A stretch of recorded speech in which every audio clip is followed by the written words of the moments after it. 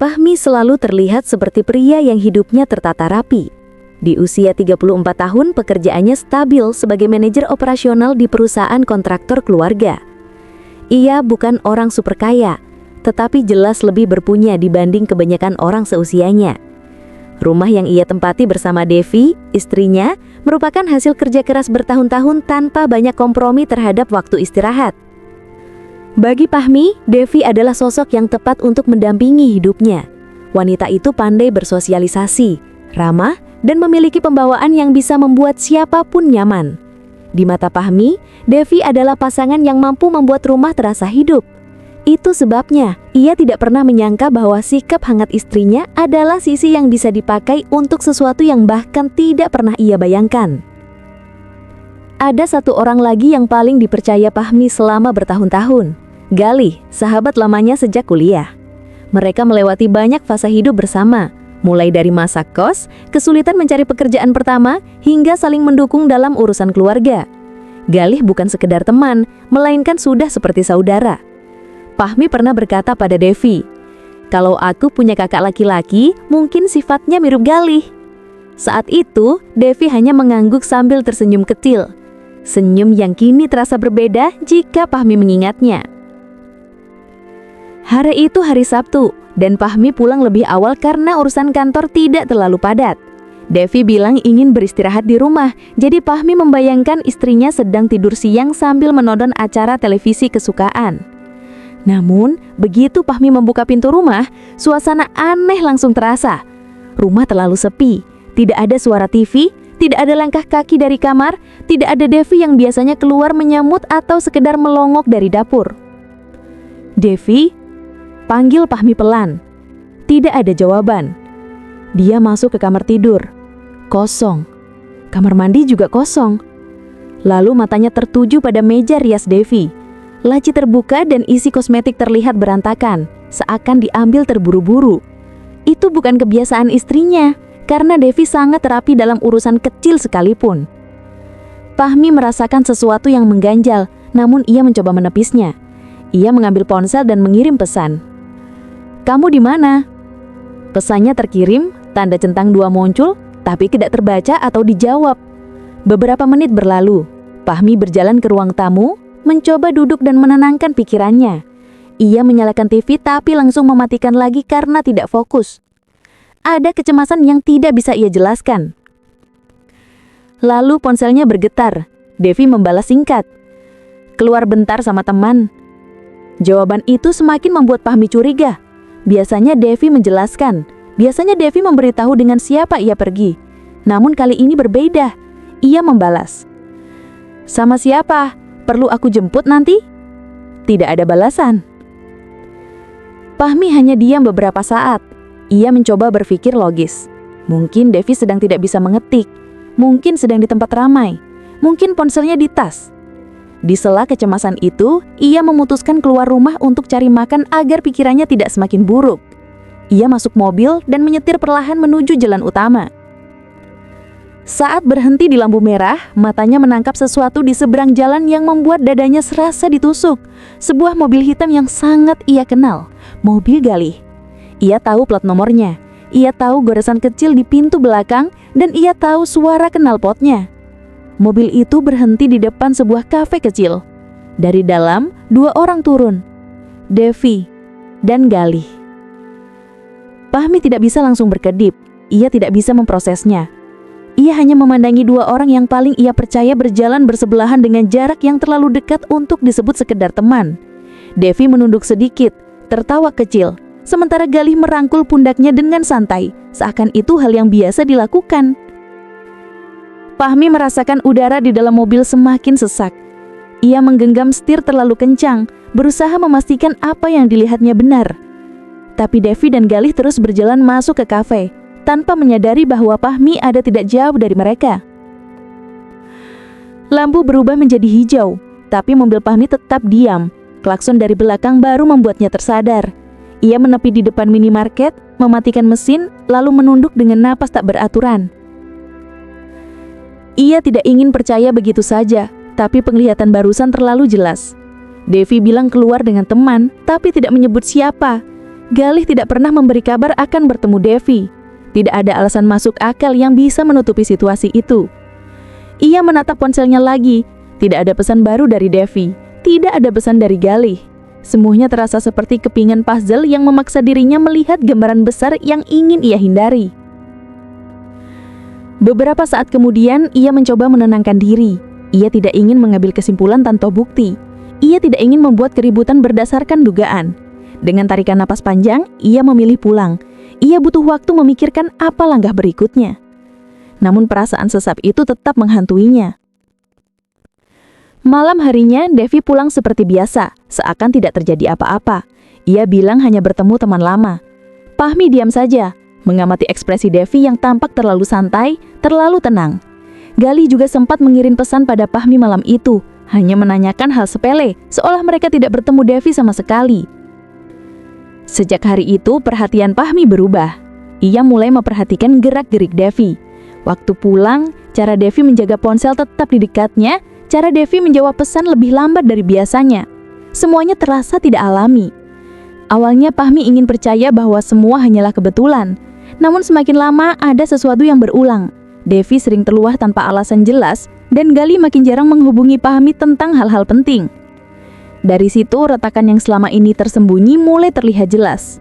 Dan Fahmi baru menyadari bahwa ia telah membiarkan sesuatu yang lebih besar dari sekedar kebohongan kecil tumbuh di belakangnya. Retakan itu tinggal menunggu waktu untuk pecah. 2 minggu setelah kejadian di depan kafe itu, hidup Fahmi terasa seperti berada di antara dua dunia.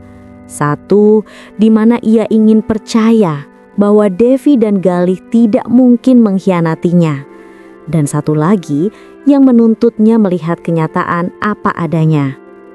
Devi masih bersikap normal, atau setidaknya berusaha terlihat normal. Namun bagi Fahmi, gerak-gerik Devi justru semakin mencurigakan. Devi sekarang lebih sering keluar rumah dengan alasan yang tidak konsisten. Hari ini katanya bertemu teman SMA, besok teman kantornya dulu, lusa saudara jauhnya. Semua terdengar wajar jika tidak diiringi dengan perubahan sikapnya. Ponsel selalu dibawa, bahkan ke kamar mandi. Senyum Devi tampak dibuat-buat, dan yang paling jelas, ia jarang menatap mata Fahmi saat berbicara. Sementara itu, Galih semakin menjaga jarak dari Fahmi. Biasanya mereka sering saling bertukar cerita, tapi kini pembicaraan mereka hanya sebatas sapaan singkat atau hal-hal yang tidak penting. Bahkan, jika Fahmi mencoba menghubungi duluan, balasannya lambat dan tidak melibatkan detail apapun. Fahmi mulai mengumpulkan potongan-potongan kecil yang selama ini ia abaikan. Suatu malam, Fahmi pulang sedikit lebih malam dari biasanya. Devi duduk di sofa sambil memainkan ponselnya. Saat Fahmi datang, Devi tampak terkejut. Reaksi yang jelas bukan reaksi orang yang merasa santai. "Sudah makan?" tanya Devi cepat, seperti ingin mengalihkan perhatian. "Belum," jawab Fahmi pendek. "Biar aku pesankan sesuatu?" "Kamu baru chat siapa?" tanya Fahmi langsung, tanpa mengubah nada suara. Devi tersentak kecil, kemudian menunduk pada ponselnya. Teman lama." "Kenapa?" "Siapa namanya?" "Yuni," jawab Devi tanpa banyak pikir. Fahmi diam. Ia tahu Devi berbohong karena ia sempat melihat sekilas nama G garis-garis-garis pada layar ponsel Devi sebelum istrinya panik menutup notifikasi. Devi pergi ke dapur, berpura-pura mencari makanan sambil memegang ponsel erat-erat. Fahmi hanya memperhatikannya. Ia tidak ingin memaksa Devi mengaku, karena ia tahu Devi tidak akan jujur sebelum ia terpojok. Fahmi mulai mengambil langkah diam. Ia tidak mau gegabah. Ia ingin memastikan kecurigaannya benar tanpa meninggalkan celah bagi Devi untuk memainkan cerita. Pada hari Minggu berikutnya, Fahmi bilang ia ada agenda kantor pagi-pagi. Padahal ia sengaja tidak pergi kemana-mana. Ia hanya menunggu di mobil, tidak jauh dari rumah. Sekitar sejam setelah ia pergi, Devi keluar rumah. Ia mengenakan pakaian rapi, wangi parfum yang jelas bukan untuk sekedar bertemu teman biasa. Fahmi mengikutinya dari jarak aman. Devi memesan ojek online dan berhenti di sebuah apartemen sewaan di pusat kota, tempat yang sama sekali tidak pernah dia sebut. Fahmi melihat Devi masuk lobi apartemen tanpa ragu. Ia mencatat lantai yang terpampang di daftar pengunjung, lantai 12. Beberapa menit kemudian, seseorang muncul di lobi apartemen. Galih. Fahmi merasakan dadanya menghimpit. Tidak ada lagi ruang untuk menyangkal apapun. Di depan matanya sendiri, dua orang yang ia percaya datang ke tempat yang sama dengan jeda waktu hanya beberapa menit. Galih masuk lift yang sama yang sebelumnya dinaiki Devi. Kali ini Fahmi tidak mengikuti. Ia hanya menatap gedung itu dari dalam mobil dengan tangan gemetar. Rasanya seperti menerima pukulan keras tepat di dadanya. Ia merasa bukan hanya dikhianati, tapi dipermainkan. Setelah hampir 1 jam, Devi keluar dari apartemen bersama Galih. Mereka tertawa kecil, tak menyadari apapun. Galih memegang lengan Devi sebentar sebelum mereka berpisah di depan gedung. Devi memesan ojek online kembali ke rumah dan Galih pergi dengan mobilnya. Fahmi tidak menyusul. Ia mendiamkan semuanya dulu. Ia butuh bukti lebih kuat. Ia butuh cara membuat keduanya mengaku tanpa bisa berputar-putar lagi. Malamnya, Fahmi bertindak seolah tidak melihat apapun. Ia ingin melihat apakah Devi akan memberi celah. "Dari mana?" tanya Fahmi ketika Devi pulang. "Dari rumah Yuni," jawab Devi cepat. "Lama juga?" Ia hanya mengangguk, tidak berani menatap Fahmi. Malam itu, ketika Devi tertidur, Fahmi memeriksa ponselnya. Selama ini ia tidak pernah menyentuh barang pribadi Devi, tapi kali ini berbeda. Kebetulan ponsel Devi tidak terkunci, hanya layar gelap. Saat ia menekan tombol unlock, layar langsung menyala ke aplikasi pesan. Devi lupa menutupnya. Dan di dalamnya ada pesan dari Galih. "Besok bisa ketemu lagi. Jangan sering-sering, nanti Fahmi curiga. Tenang, dia terlalu percaya sama kamu." Kalimat terakhir membuat Fahmi benar-benar berhenti bernafas beberapa detik. Ia membaca ulang untuk memastikan ia tidak salah lihat. Galih, Devi, dua orang yang ia percaya. Ia scroll lagi ke atas. Ada foto, ada percakapan mesra, ada pertemuan yang mereka atur, dan yang paling menusuk, "Aku capek pura-pura sayang sama dia. Kalau kamu berani, kita pergi aja dari sini." Fahmi tidak sanggup membaca lebih banyak. Ia letakkan ponsel itu pelan-pelan. Tubuhnya bergetar marah. Ia bukan hanya dikhianati, tapi dijadikan bahan permainan, dijadikan tempat bergantung selama Devi tidak punya apa-apa, lalu hendak ditinggalkan ketika Devi merasa punya pilihan lain. Malam itu Fahmi duduk di ruang tamu sampai jam 3 pagi. Tidak tidur sedikit pun, tidak menangis, tapi rahangnya mengeras seperti menahan amarah yang ingin meledak. Ia sudah punya bukti, ia sudah melihat langsung, ia sudah membaca semuanya. Tapi Fahmi tidak ingin sekedar mengetahui. Ia ingin mereka merasakan akibatnya. Ia ingin membuat keduanya jatuh, bukan hanya secara emosional, tapi juga kehidupan mereka yang selama ini terlihat nyaman. Fahmi tahu satu hal, balas dendamnya bukan sekedar balas dendam biasa. Ini adalah akhir dari pengkhianatan dan awal kehancuran yang akan ia ciptakan sendiri. Sejak malam ketika Fahmi membaca semua percakapan Devi dan Galih, ia berubah. Tidak terlihat dari luar, karena ia tetap bersikap normal. Tetapi dalam dirinya, sesuatu sudah retak permanen. Sikap lembutnya perlahan memudar, dan yang tersisa adalah ketenangan dingin yang penuh perhitungan. Ia tahu dirinya bukan tipe orang yang bertindak gegabah. Jadi, ia menyusun semuanya perlahan, satu persatu tanpa membiarkan Devi atau Galih merasa curiga. Ia memanggil bagian keuangan dan HRD secara terpisah, menanyakan laporan arus dana untuk proyek yang selama ini dipegang Galih sebagai konsultan eksternal. Semua data dicocokkan ulang, pengeluaran, tanda tangan, surat jalan, bukti pembelian bahan, pembayaran vendor. Selama ini Fahmi tidak pernah curiga. Ia dan Galih sudah bekerja sama bertahun-tahun, jadi tidak pernah ada pikiran buruk sebelumnya. Namun kali ini, setiap angka ia lihat dengan ketelitian penuh. Dan benar saja, ada beberapa transaksi yang tidak wajar. Tidak besar, tapi cukup menunjukkan adanya manipulasi, penggelembungan harga, vendor fiktif, dan beberapa pembayaran yang tidak pernah melewati verifikasi standar. Fahmi tidak langsung menuduh.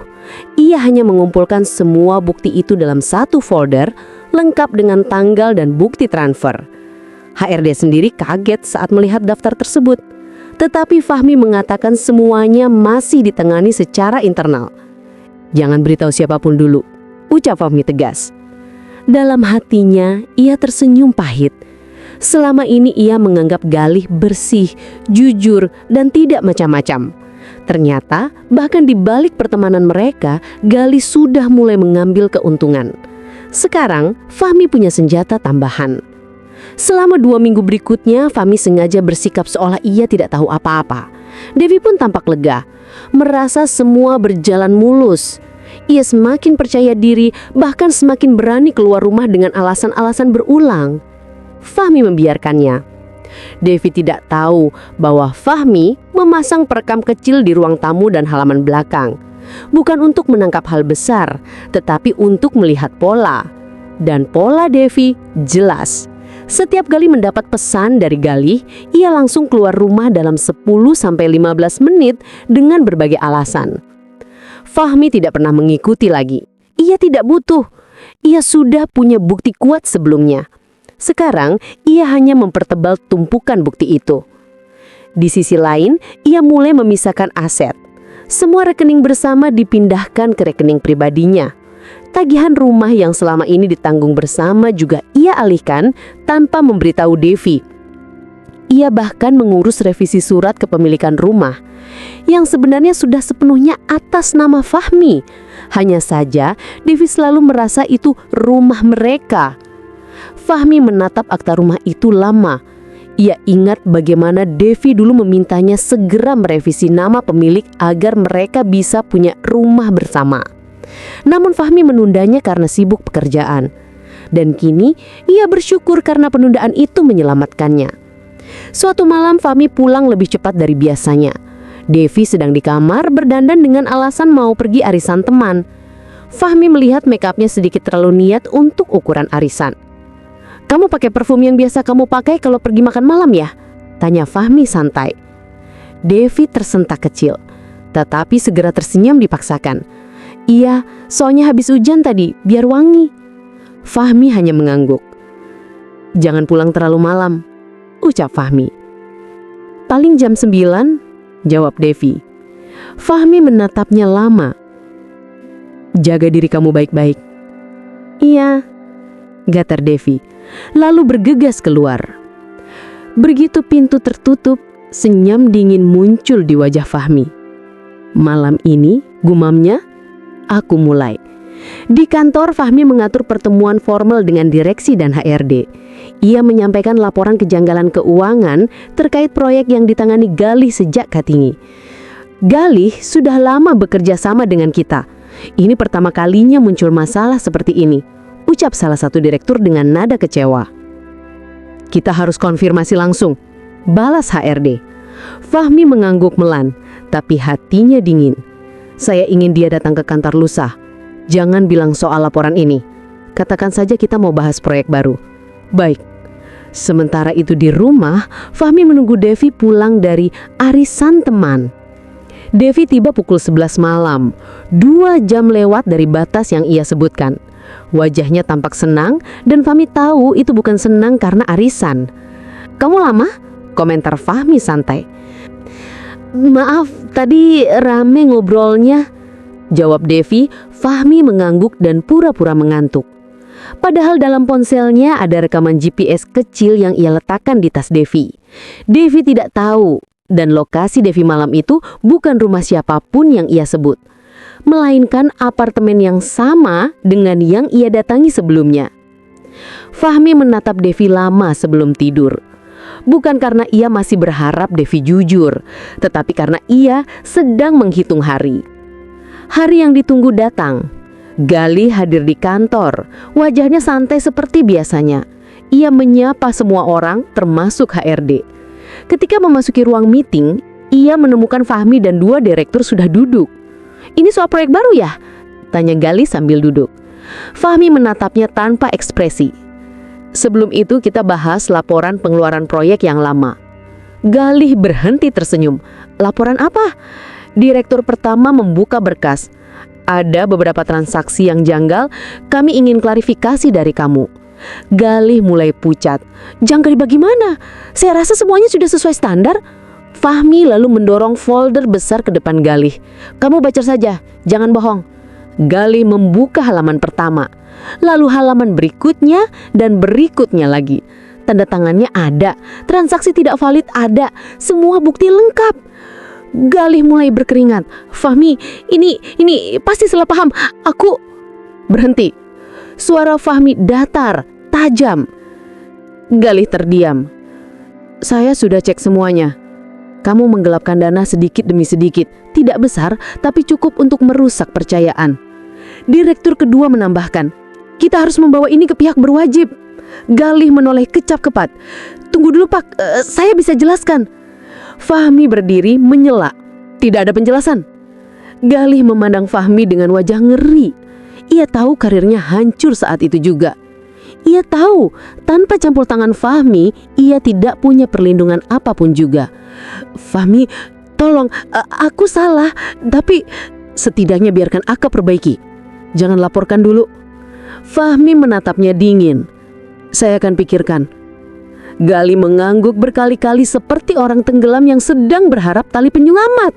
Ia tidak sadar bahwa ini baru permulaan. Fahmi ingin Galih merasakan ketakutan, ingin membuatnya tidak tenang siang dan malam, ingin membuat Devi dan Galih sama-sama menunggu sesuatu yang mereka tidak bisa hindari. Sebuah kehancuran yang akan datang tanpa pemberitahuan. Saat malam tiba, Fahmi duduk sendiri di ruang tamu sambil memandang pintu kamar Devi yang tertutup. Semua sudah disiapkan. Semua tinggal dijalankan. Dan yang paling pedih, bukan hanya kehidupan Devi yang akan hancur. Galih juga akan kehilangan segalanya. Fahmi sudah siap. Esok hari adalah babak akhir. Hari berikutnya berjalan dengan ketenangan yang aneh. Devi bersikap seperti biasa, seolah hidupnya baik-baik saja. Sementara Galih tidak muncul, hanya mengirim pesan panjang ke Fahmi, memohon agar masalah laporan keuangannya diselesaikan tanpa melibatkan polisi. Fahmi tidak membalas. Ia ingin Galih gelisah, ingin ia menunggu hukuman yang tidak tahu kapan datangnya. Fahmi bangun dengan perasaan mantap. Ini hari terakhir ia membiarkan semua dusta hidup. Siang hari, Fahmi sengaja mengajak Devi makan di luar. Devi cukup terkejut karena jarang sekali Fahmi mengajaknya makan siang pada hari kerja. Namun ia tidak curiga, justru tampak senang karena perhatian itu kembali muncul. "Kenapa tiba-tiba ngajak makan?" tanya Devi sambil tersenyum tipis. "Aku cuma ingin ngobrol," jawab Fahmi santai. Mereka memilih restoran yang tenang. Devi sibuk bercerita soal hal-hal kecil, tetapi Fahmi hampir tidak mendengarkan. Ia hanya memperhatikan Devi, dari cara ia bicara, cara duduknya, hingga cara ia tersenyum pura-pura. Setelah makanan datang, Fahmi meletakkan ponselnya di meja. Devi tidak sadar bahwa kamera kecilnya sedang merekam. "Ada hal yang mau aku bahas," kata Fahmi tenang. Devi mengangguk. "Apa?" "Kita berdua tahu kamu tidak jujur akhir-akhir ini." Devi langsung berhenti mengunyah. Wajahnya menegang, tapi ia masih berusaha terlihat santai. "Maksudnya apa?" "Aku selalu bilang kalau aku pergi." "Kamu tidak pergi ke rumah Yuni," potong Fahmi. Devi membeku. Fahmi menatapnya tanpa emosi. "Kamu ke apartemen di pusat kota, lantai 12. Devi langsung pucat. Napasnya patah. Aku bisa jelasin." "Tidak usah, aku sudah tahu semuanya." Ketika Devi hendak bicara lagi, Fahmi menepuk meja pelan lalu mengeluarkan ponsel. Ia menunjukkan rekaman GPS, foto, chat dengan Galih yang sempat ia salin, dan rekaman kecil dari hari-hari sebelumnya. Devi menutup mulutnya dengan tangan, tidak bisa bicara, tidak bisa menyangkal, semua bukti lengkap. Sejak kapan? Tanya Fahmi tenang. Devi tidak menjawab. Jawab, ucap Fahmi tegas. Devi akhirnya memejamkan mata. Setahun. Fahmi mengangguk kecil. Begitu lama ya? Devi mulai menangis. Aku khilaf Fahmi. Aku benar-benar khilaf. Aku cuma butuh perhatian dan kamu terlalu sibuk. Jangan salahkan aku, potong Fahmi cepat. Kalau kamu tidak puas, kamu tinggal bicara. Kamu malah tidur dengan sahabatku sendiri. Devi menunduk, menangis semakin keras. Beberapa pengunjung mulai memperhatikan, tetapi Fahmi tidak peduli. Aku minta maaf Fahmi, aku menyesal, aku bisa perbaiki semuanya. Kita mulai dari awal. Fahmi tertawa kecil, dingin. Tidak ada awal lagi. Devi terdiam. Aku tidak butuh istri yang memanfaatkan dan mengkhianatiku saat merasa hidupmu lebih baik dengan orang lain. Fahmi berdiri. Besok aku ajukan gugatan cerai. Kamu keluar dari rumah dalam 3 hari. Aku sudah alihkan semua aset. Kamu pulang dengan apa yang kamu bawa saat masuk ke hidupku. Devi langsung panik. Fahmi jangan, aku tidak punya tempat. Aku tidak punya uang, Itu urusanmu. Kamu memilih jalan itu. Devi berdiri sambil memegang lengan Fahmi, memohon, tolong, jangan tinggalkan aku bisa berubah, aku janji. Fahmi menarik lengannya. Kamu tidak berharga lagi untukku. Devi terjatuh kembali ke kursinya, menangis tanpa suara. Fahmi meninggalkannya di restoran itu. Malamnya, giliran Galih. Fahmi memanggilnya ke rumah dengan alasan penting. Galih datang dengan wajah kusut, tubuhnya sedikit gemetar. Ia yakin Fahmi akan memutuskan apakah ia akan masuk penjara atau tidak. Begitu pintu ditutup, Fahmi berdiri tegak di ruang tamu. Kita langsung bicara, kata Fahmi. Galih mengangguk penuh kecemasan. Fahmi, aku benar-benar minta maaf soal laporan itu. Aku salah, aku mau ganti rugi, berapapun. Aku cuma mohon jangan libatkan polisi. Fahmi menatapnya lama. Kamu bukan cuma korupsi kecil. Galih menelan ludah. Kamu tidur dengan istriku. Galih langsung membeku seperti patung. Wajahnya pucat seketika. Fahmi, aku bisa jelasin. Tidak usah, aku sudah tahu semuanya. Galih langsung bersimpuh memegang tangan Fahmi, memohon. Aku khilaf, aku benar-benar khilaf. Devi yang mulai duluan. Dia bilang kamu berhenti. Potong Fahmi. Kamu tetap melakukannya. Galih menunduk menangis. Aku salah, aku tahu aku salah. Tolong beri aku kesempatan. Kita sudah berteman dari dulu Fahmi. Kita bukan teman lagi, jawab Fahmi dingin. Galih menggigit bibirnya keras hingga hampir berdarah. Tolong, jangan buat aku hancur. Aku tidak punya siapa-siapa. Fahmi berjalan ke meja, mengambil sebuah amplop, lalu melemparkannya ke depan Galih. Galih membuka amplop itu dengan tangan gemetar. Di dalamnya ada dokumen pemutusan kerjasama, laporan penggelapan dana, dan bukti lainnya. Aku bisa bawa ke polisi kapan saja. Galih ungkat kepala cepat. Apapun Fahmi, apapun. Tapi, lanjut Fahmi tajam, aku tidak akan melaporkan, dengan syarat. Galih angkat kepala cepat. Apapun Fahmi, apapun. Kamu hilang dari hidupku, dari kota ini kalau perlu. Galih tersegun. Kamu tidak boleh hubungi Devi, tidak boleh mendekati kantor, tidak boleh mendekati lingkaran sosialku. Galih mengangguk cepat. Iya Fahmi, aku akan pergi malam ini. Dan satu lagi, ucap Fahmi tajam. Aku ingin kamu merasa kehilangan, sama seperti aku. Galih menunduk dalam menangis pecah. Fahmi tidak peduli.